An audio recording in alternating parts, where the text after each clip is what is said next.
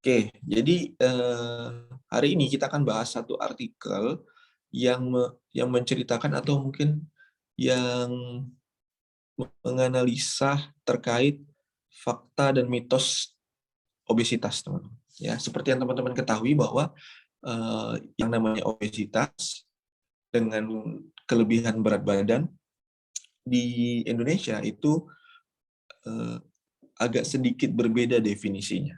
Kenapa? Karena kalau obesitas itu dihitung dari rumus eh, kalau saya nggak salah body mass index ya, BMI.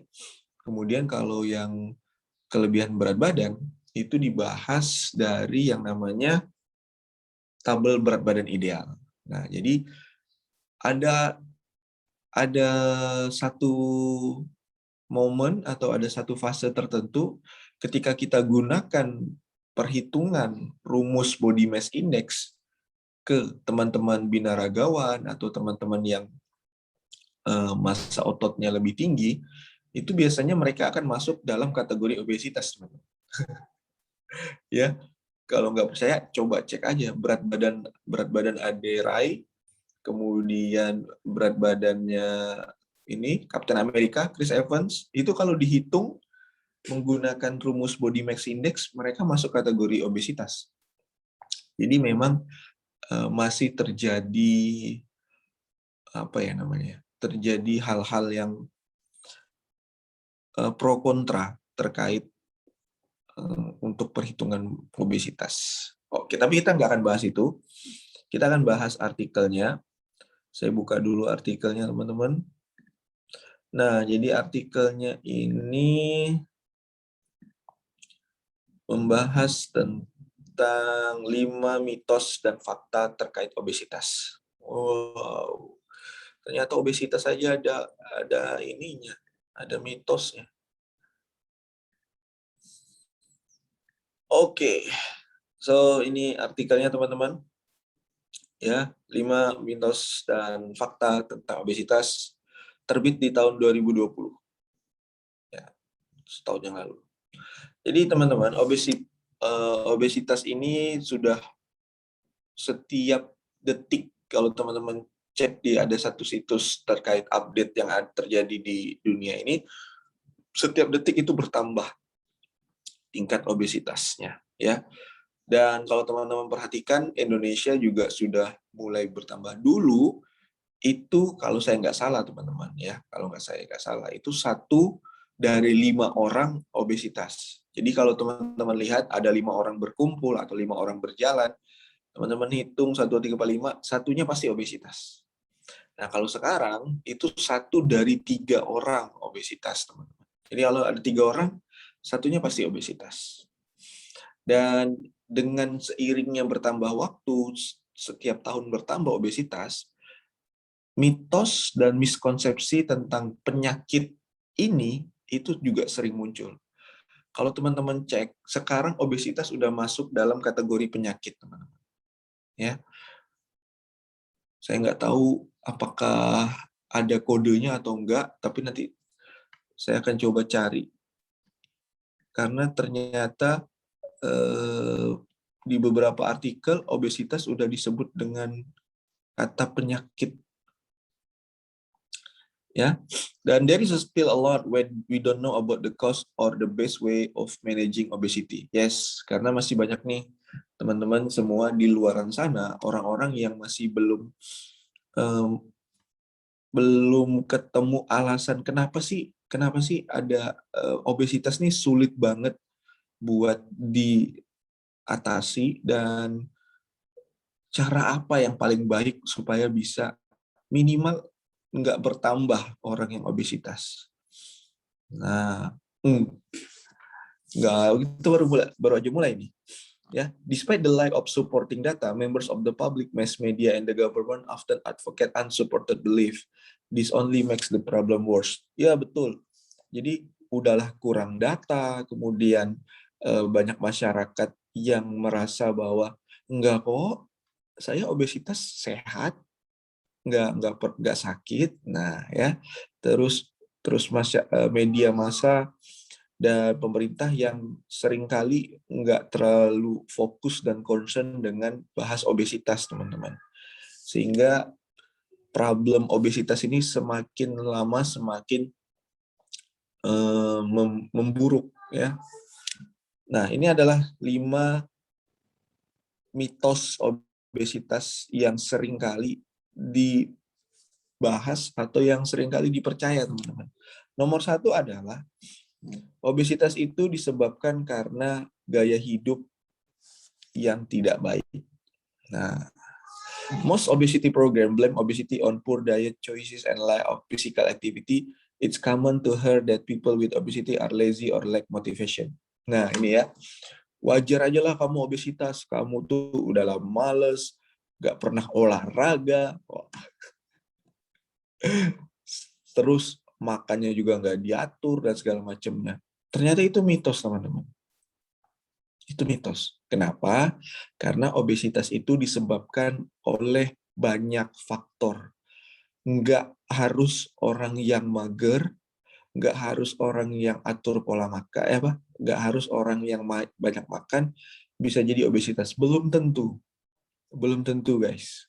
Ya. Mukbang. Gimana sih nyebutnya? Mukbang. Pokoknya orang yang banyak makan itu nggak juga gemuk-gemuk mereka. Kenapa? Karena mereka bakar kalorinya lebih banyak, sehingga tetap terjadi yang namanya maintain kalori atau defisit kalori. Berat badannya nggak naik-naik.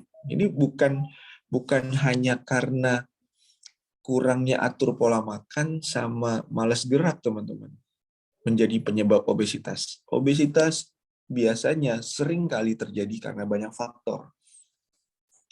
Yes, diet sama olahraga itu merupakan salah satu penyebab, tapi bukan penyebab utama. Ya, ada banyak faktor yang berkontribusi terhadap peningkatan peluang kita untuk jadi obesitas. Dan yang paling atas biasanya memang disebabkan karena orang percaya itu healthy weight don't meet the recommended amount of physical activity each day. Karena orang jarang olahraga. Ya, paling atas tuh biasanya disebabkan karena ya nih saya jarang olahraga, makanya saya berat badannya naik. Nah, jadi hampir sebagian orang, teman-teman, beranggapan bahwa obesitas is not merely the result of making poor choices in life. Ya, bukan hanya tentang nggak atur pola makan, bukan hanya tentang olahraga. Kenapa? Karena banyak orang yang beranggapan bahwa, loh, saya udah atur pola makan, saya udah olahraga, tapi kok nggak mengalami perubahan berat badan ya? Begitu-begitu aja. Jadi, kalau teman-teman cek di semua sumber penelitian, penyebab obesitas itu biasanya karena stres, ya, terus kualitas tidur, hormon, terus lagi sakit, kemudian dalam pengobatan, terus genetik, dan masih banyak faktor-faktor lain di lingkungan ini yang ternyata juga menjadi penyebab meningkatnya obesitas. Makanya ada yang bilang bahwa nggak usah terlalu pusing mikirin kalori dan nggak usah terlalu pusing buat mikirin olahraga kalau kualitas tidur aja masih belum diperhatikan. Jadi intinya adalah teman-teman harus melihat obesitas ini dari banyak faktor. Ya, bukan hanya faktor terkait pola makan dan bukan hanya faktor terkait olahraga. Nah, kemudian mitos yang kedua adalah kalau kita turun berat badan, maka semua isu atau semua hal-hal yang terkait dengan kesehatan kita itu bisa diperbaiki. Nah, weight loss involves many systems in the body that are responsible for storing energy. Weight loss can reduce your risk of disease, diabetes, and other complications, but disruption of the body's energy system also to the other health issue. Nah, jadi kalau teman-teman bilang bahwa untuk turun berat badan udah bisa mengatasi penyakit yang disebabkan oleh obesitas, tidak sepenuhnya benar. Kenapa? Karena kalau turun berat badannya instan, turun berat badannya dengan crash diet, turun berat badannya dengan yo-yo diet, turun berat badannya dengan diet ekstrim, itu justru akan menimbulkan penyakit baru, teman-teman. Kondisi kesehatan yang baru, gangguan kesehatan yang baru terhadap tubuh teman-teman. Kenapa? Karena sesuatu yang instan, yang dipaksa, yang menyiksa, itu otomatis akan membuat sistem pertahanan tubuh teman-teman juga akan melawan. Sehingga justru akan menimbulkan isu baru, ya. Faktanya teman-teman, turun berat badan yang terlalu cepat, turun berat badan yang menggunakan diet ekstrim, diet yang menyiksa, crash diet, yo-yo diet, itu justru bisa menurunkan kondisi kesehatan teman-teman, ya. Belum lagi kalau kita bicara tentang psychological stress, hormone disruption, and metabolic complication, ya. Kebanyakan kan saya pernah ketemu salah satu teman saya itu mengidap bulimia, teman-teman. Ya, bulimia itu gangguan pola makan, bukan diarahkan ke diet, bukan diarahkan ke dokter, tapi diarahkan ke psikolog. Kenapa? Karena teman-teman kita yang bulimia itu, walaupun udah kurus sekali gitu kan, tapi mereka masih menganggap diri mereka tuh gemuk. Jadi bukan tubuh mereka yang keliru, di pikirannya yang perlu dicek. Kenapa nih bisa punya pemikiran seperti itu, ya. Jadi intinya adalah kalau kita mau turun berat badan, it's good, bagus banget, tapi yang kita fokuskan adalah turun berat badan dengan sehat dan bugar, ya. Jadi kalaupun mau turun berat badan, sebenarnya itu nggak sulit sih sebenarnya kalau mau turun berat badan. Ya, bahkan ada meme di luar itu teman-teman, cara paling simple untuk buat turun berat badan tuh ada 2S, ya, stres dan sakit. Itu pasti turun berat badan teman-teman. Saya pernah sakit tipes 5 hari turun 4 kilo. Luar biasa, ya. Jadi kalau teman-teman lihat losing weight too fast, ya, terlalu cepat turun berat badan, biasanya itu yang turun adalah komposisi tubuhnya adalah otot, teman-teman. Dan secara otomatis akan mengganggu metabolisme tubuh teman-teman.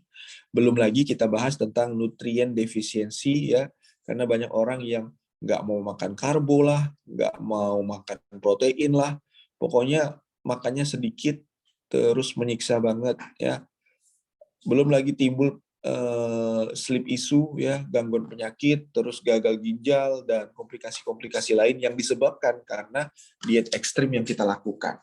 Nah, belum lagi beberapa orang ini beranggapan bahwa kalau mereka diet yang instan atau ekstrim itu biasanya teman-teman kulitnya itu kering, ya, terus nggak cerah. Kemudian yang paling sering terjadi apa? Rambut rontok, teman-teman, ya. Kalau teman-teman yang udah berpengalaman diet ekstrim atau diet menyiksa atau crash diet atau yo-yo diet, biasanya salah satu sebabnya adalah itu tadi, sagging skin dan rambutnya rontok, teman-teman. Nah, intinya adalah turun berat badan itu bagus banget. Turun berat badan memang tujuan kita semua, tapi tujuan kita adalah turun berat badan yang sehat dan bugar. Kalau turun berat badan instan dan dengan menggunakan diet ekstrim dan segala macamnya, itu justru akan berakibat pada bukan hanya kesehatan teman-teman, tapi juga kesehatan mental kita, ya. Oke, lanjut yang nomor 3 adalah weight loss atau turun berat badan itu sebenarnya cukup sederhana, hanya tentang kalori masuk dan kalori keluar. Ya, ini yang sering kali ditanyakan. Padahal aku udah atur kalori aku loh, tapi kok nggak ada perubahannya dengan berat badan saya ya. Waduh. Jadi teman-teman, untuk turun berat badan, yes, prinsip dasar dari turun berat badan adalah defisit kalori. Tapi bukan itu aja faktornya, ya. Di sisi lain, teman-teman, eh, untuk gini-gini, untuk mendapatkan turun berat badan, pintu pertamanya memang defisit kalori. Tapi masih ada pintu-pintu lain yang harus teman-teman lewati agar teman-teman bisa dapetin berat badan ideal. Bukan hanya sekedar kalori masuk atau kalori keluar, bukan hanya sekedar ini berapa kalorinya, bukan hanya sekedar saya udah makan sedikit tapi nggak turun berat badan juga. Nah, ini yang harus kita pahami bersama. Ya, memang tidak dipungkiri teman-teman, defisit kalori is a must ya, karena eh, pondasi dasarnya dari turun berat badan itu adalah defisit kalori. Tapi kalau kita bicara tentang makronutrien, ya ada fat, lemak, ada protein, kemudian ada karbohidrat, itu secara tidak langsung akan berakibat pada tubuh kita kalau kita mengasup makanannya. Kalori yang kita makan, ya, jenis dari kalorinya atau jumlah kalorinya itu berakibat pada energi yang digunakan oleh tubuh kita. Nah, makanan yang kita makan biasanya akan memberikan sinyal kepada tubuh untuk mencernanya. Nah, pada saat dicerna, hormon-hormon pencernaan akan dikeluarkan.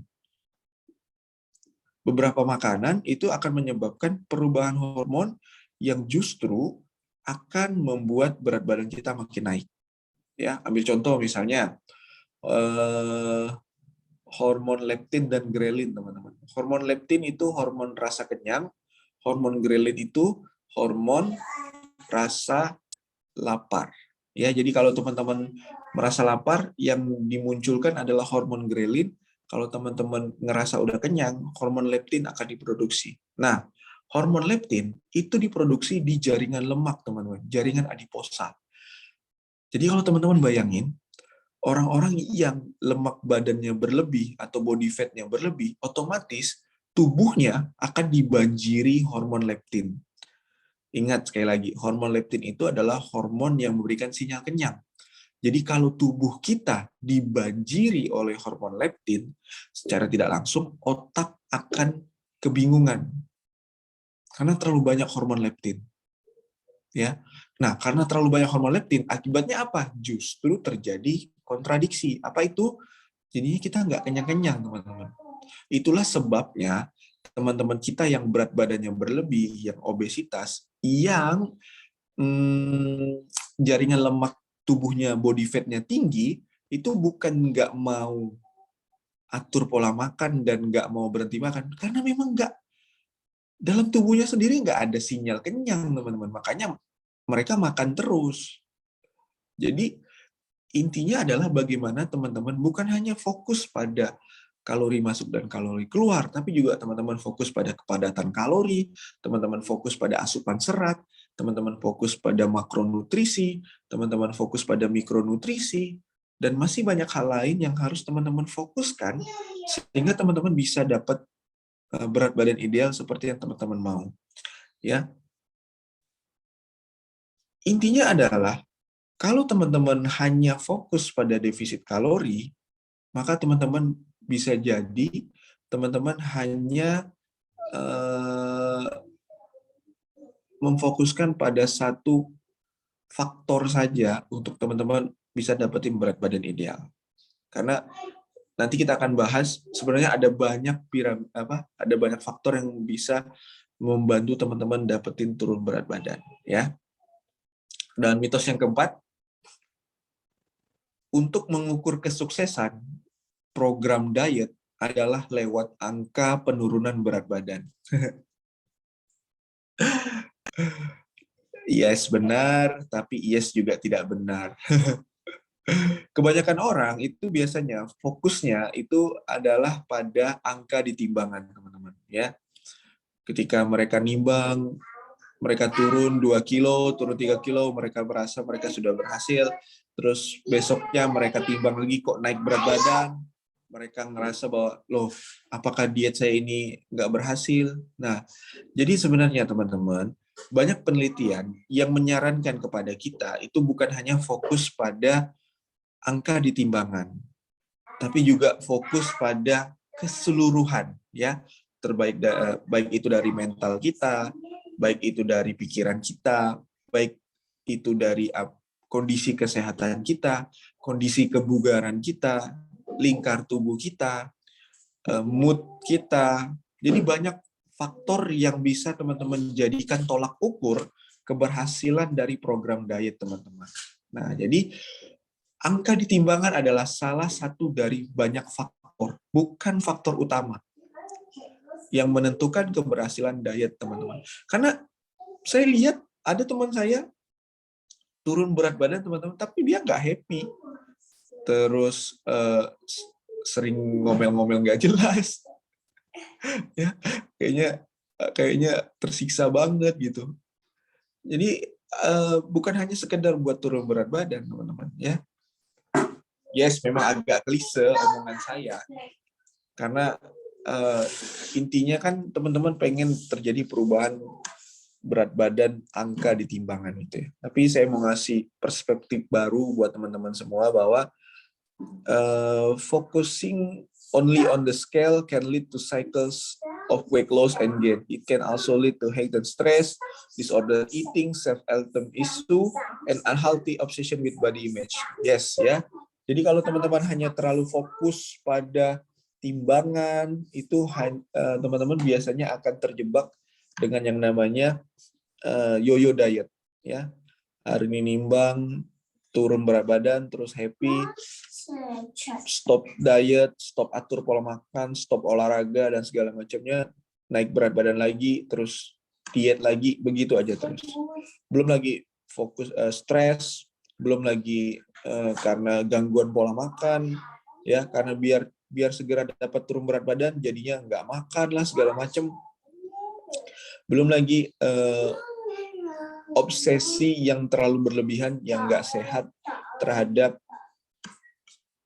tubuh kita sendiri, ya. Jadi itu adalah salah satu dari banyak faktor yang menyebabkan kenapa kita nggak harus selalu fokus pada angka di timbangan. Nah, faktanya teman-teman, sukses program diet itu seharusnya diukur dari kondisi kesehatan dan kebugaran kita, bukan hanya tentang turun berat badan.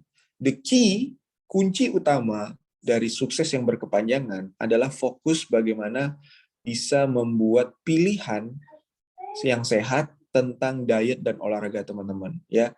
Bukan hanya sekedar tentang berat badan yang hilang selama teman-teman diet. Menimbulkan kesadaran dan banyak faktor bukti yang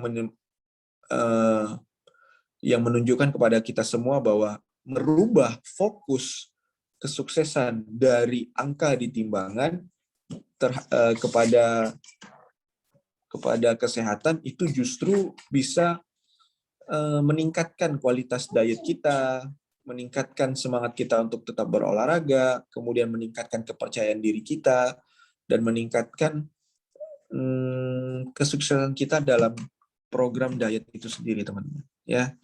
Jadi intinya adalah angka di timbangan adalah salah satu faktor dari banyak faktor penentu kesuksesan dari program diet kita, ya. Dan mitos yang terakhir teman-teman, mitos yang kelima adalah kalau kita banyak makan buah-buahan dan makan sayur-sayuran, itu justru bisa menjadi solusi untuk bisa mengatasi obesitas. Ini yang saya bilang tadi teman-teman, bahwa yang namanya obesitas itu ditentukan oleh banyak faktor, bukan hanya tentang bagaimana pola makan ataupun makan banyak buah dan banyak makan sayuran. Makan banyak buah dan makan banyak sayuran, it's good, bagus banget buat tubuh kita. Tapi dengan hanya makan buah dan sayuran, tapi tidak memperhatikan protein, kemudian tidak memperhatikan lemak baik, tidak memperhatikan vitamin dan mineral, itu juga justru menjadikan program diet kita nggak maksimal untuk mengatasi berat badan berlebih, teman-teman. Ya, nah jadi faktanya adalah pemilihan jenis makanan itu juga akan membantu teman-teman untuk bisa menjadikan program diet teman-teman jadi lebih maksimal. Penelitian dan banyak penelitian menyarankan kita bahwa intinya adalah bagaimana membuat masyarakat itu paham bukan hanya tentang sayur-sayuran dan buah-buahan, teman-teman, tapi juga bagaimana mereka bisa paham tentang pentingnya makronutrisi, pentingnya mikronutrisi, dan segala macamnya.